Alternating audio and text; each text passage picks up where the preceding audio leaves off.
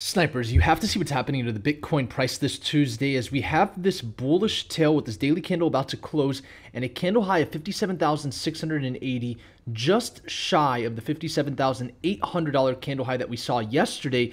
Now, what's extremely important today is the revolving parts like the DXY that I want to talk to you guys about, because we are seeing this continuation move to the upside. And of course, we know the next target here for the DXY is all the way up here at 95.885, and the DXY being a correlated chart to Bitcoin dominance, that assumes that Bitcoin dominance has its leeway to continue further up and that we could potentially see altcoins continue to bleed. But with Bitcoin maintaining price action above 53,000 US dollars, the question is, are we going to start to see some altcoins run up? For those inside of our Discord, Uriel just posted this ascending triangle for Shiba Inu. And of course, I want to talk about whether or not the potential of altcoins continuing to break out is on the table. Remember, we have the #1 cryptocurrency Discord group in the world. The link is in the description below. And this is a statement that I kind of want to start the video off with. I think that if Bitcoin maintains price action above 53,000, this is something that I mentioned. And really, if we maintain price action above 54,700, this is a little bit more of a confident prediction. I believe that the opportunity for altcoins to see some upside is on the table. Now, if at any point in time we do cross below this $54,800 level, we have the weekly open, that could be a major concern, because remember, when Bitcoin dominance is moving up, the real concern is when there's downside moves for Bitcoin, because that's what affects altcoins. And so I just want to throw that out there. With Bitcoin not really doing much today, it's kind of sitting inside of the same body of the candle from yesterday. We actually did form a little bit of some further lows today with a low of 53,879. Yesterday we had a low of 54,400. So a little bit of weakness. Of course, we talked about the bearish tails that we saw yesterday with the daily candles from earlier in the week, and this was really last week. And so that tells me that above 53,000 and this weekly open at 54,800, we're starting to see a little bit of weakness. But we do have this $58,300 level once again as this major resistance. If we're able to get above this level, that's going to be an area that I can expect volume to come in for Bitcoin. Because once again, as we're starting to see on the daily chart, we do have some rising buy volume. But as this buy volume is coming in, we also have rising sell pressure. So the sell pressure is still certainly there. And you can see this a little bit more clearly on the 6-hour chart. And this will actually transition us straight into this intraday analysis. Notice how we actually have descending buy volume, but we also have descending sell pressure. But the sell pressure is there. And so we just want to kind of throw that on the table. It's the reason we're seeing these little pockets of red as we've maintained ourselves above 53,000. And of course, yesterday we did see a lot of downside here to this weekly open, and now that's sitting at 54,800. So I think that there's two very clear scenarios here. We do have the 6-hour chart, and the 6-hour candle closing with a bullish tail right now with an hour left. That's a very positive thing, I think, coming into the daily close. And so that could assume that there's a potential we test this daily open here at 57,500. But the real scenarios, I think, are going to be determined based on this weekly open as the major support at 54,800. And then we have 58,353 as the major resistance. I think if we're able to get towards 58,353, once again, that's going to be the area that we could expect some volume to come in. And then the next level of resistance is at 61,844. And that puts us just shy of the previous all-time high at 64,855. Now, assuming that happens, that also assumes that the total cryptocurrency market cap chart potentially breaks into new all-time highs. So there's really two ways this Bitcoin dominance puzzle piece could affect the market. Number one, it's an indicator that institutions are essentially hedging their altcoin positions into Bitcoin in expectation of something, as I talked about yesterday. And as we saw in 2018, that expectation of something turned out to be the total market cap coming down. And so that is certainly a potential thesis that we could draw and assume based on the double bottom here with Bitcoin dominance that now every analyst is talking about. And we've obviously predicted that since September 6th, that altcoin season was potentially running out of steam.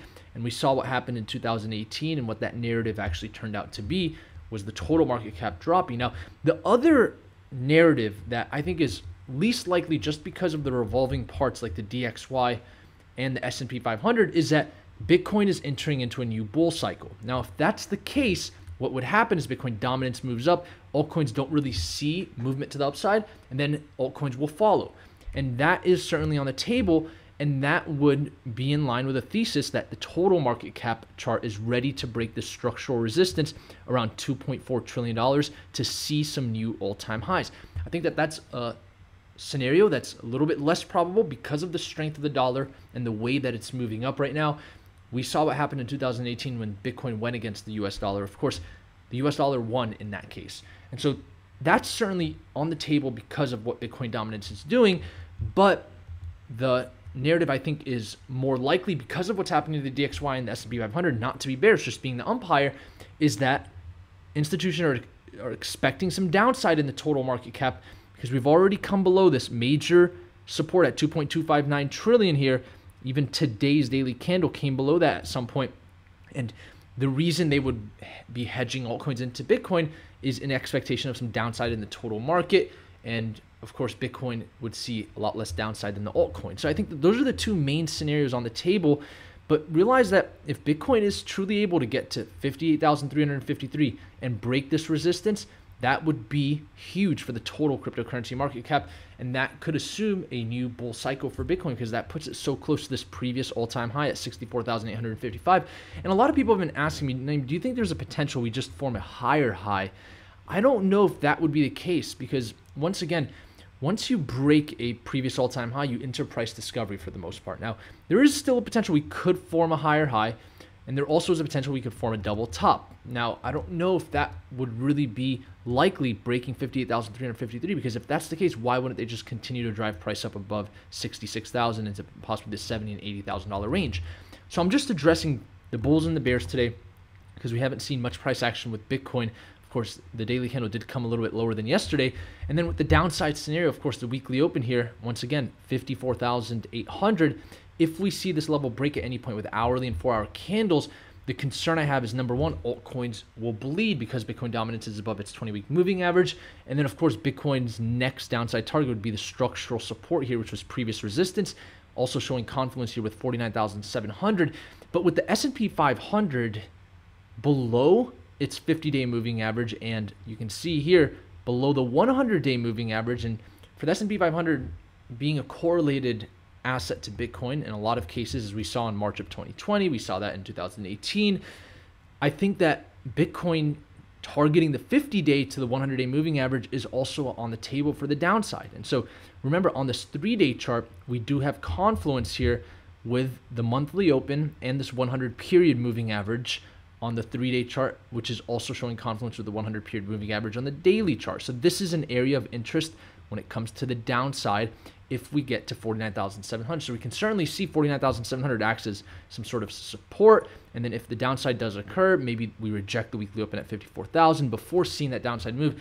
And that's why I thought, a couple days ago, or maybe even a few weeks ago, I said, the more Bitcoin moves up, the better for the downside scenario because it puts the floor a lot higher. And so there's obviously institutional capital in this market, and we have to address that. So I think that those are the two primary scenarios there for Bitcoin. And then with Ethereum, this is a little bit of a bold statement to say, but if Bitcoin's able to maintain above that previous weekly open and the $53,000 level, really that $54,800 level where the weekly open is, I think that there's still a potential for altcoins to see some highs. Ethereum can certainly start to move above 3650 at some point, potentially test the $4,000 level, but that's only if Bitcoin can maintain itself above that weekly open at 54,800.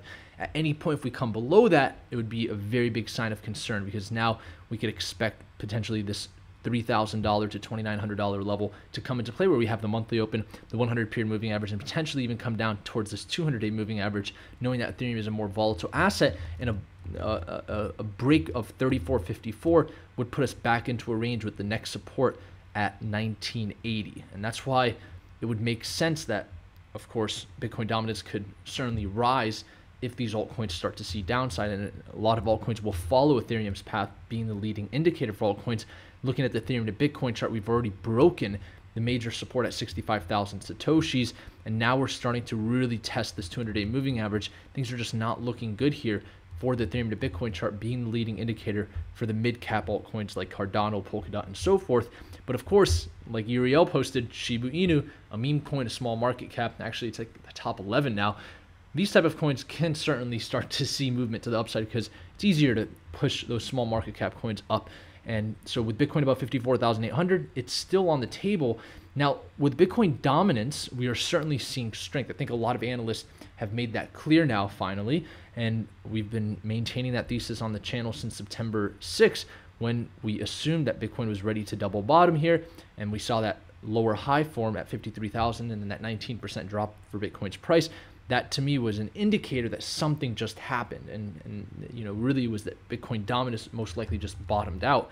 And so now we're testing this 200-day moving average. A break above that takes Bitcoin dominance to 48.94. Really, the expected target for Bitcoin dominance is where it loves to have its cup of coffee, like we saw here in 2019 to 2020 at the 200-week moving average. It's always a good place for Bitcoin dominance to kind of start resting itself, and that's at 57%. So that would be the number one upside target, with Bitcoin breaking now above this 20-week moving average, which on the Snipers channel we like to call home base. You're above the 20-week, you're in a bullish trend. You're below it, you're in a bearish trend. So we're certainly seeing this weekly candle maintain itself above the 20-week moving average. We come below it, that would be interesting.